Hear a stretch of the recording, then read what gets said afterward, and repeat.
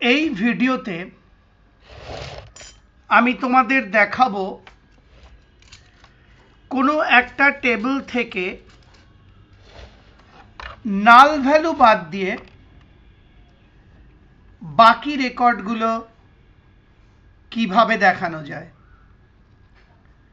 লক্ষ্য করো, আমি এখানে একটা এসকিউএল স্টেটমেন্ট লিখেছি। Select EMP ID, name, email ID, অর্থাৎ আমি ইএমপি-আইডি, নেম এবং ইমেল আইডি এই তিনটে ফিল্ড দেখাতে বলছি বা সিলেক্ট করতে বলছি। ফ্রম এমপ্লয়ি অর্থাৎ এমপ্লয়ি টেবিল থেকে,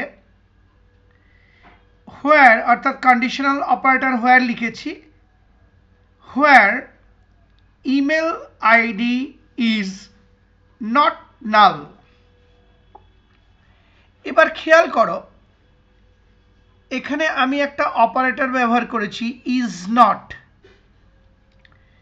এবার ইজ নট অপারেটর কি করবে, ইমেল আইডি ফিল্ডে যেখানে যেখানে নাল ভ্যালু রয়েছে সেই রেকর্ডগুলোকে বাদ দিয়ে বাকি রেকর্ডগুলোকে বের করে নিয়ে আসবে। আর সিলেক্ট স্টেটমেন্ট সেই রেকর্ডগুলোর ইএমপি-আইডি, নেম আর ইমেল আইডি এই তিনটে ফিল্ড দেখিয়ে দেবে। আরেকবার বলছি, এক্ষেত্রে is not operator email ID ফিল্ডে যেখানে যেখানে নাল ভ্যালু রয়েছে সেই রেকর্ডগুলোকে বাদ দিয়ে বাকি রেকর্ডগুলোকে বার করে নিয়ে আসবে বা বের করে নিয়ে আসবে।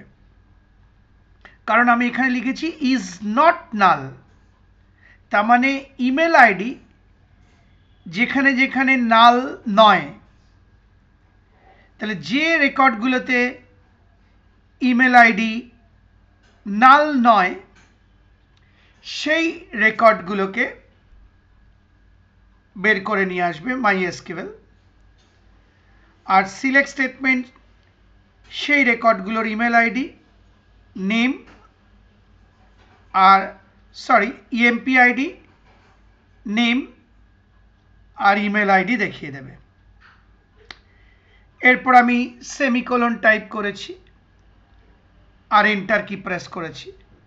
আউটপুটটা দেখো, সেই রেকর্ডগুলোকে ডিসপ্লে করছে যেখানে যেখানে ইমেল আইডি নাল নয়, অর্থাৎ ইমেল আইডির ভ্যালুটা নাল বা ফাঁকা ভ্যালু এরকম কোনো রেকর্ডই কিন্তু এখানে ডিসপ্লে হচ্ছে না, কারণ is not operator email ID field থেকে নাল ভ্যালুগুলোকে বাদ দিয়ে বাকি রেকর্ডগুলোকে বের করে নিয়ে এসেছে।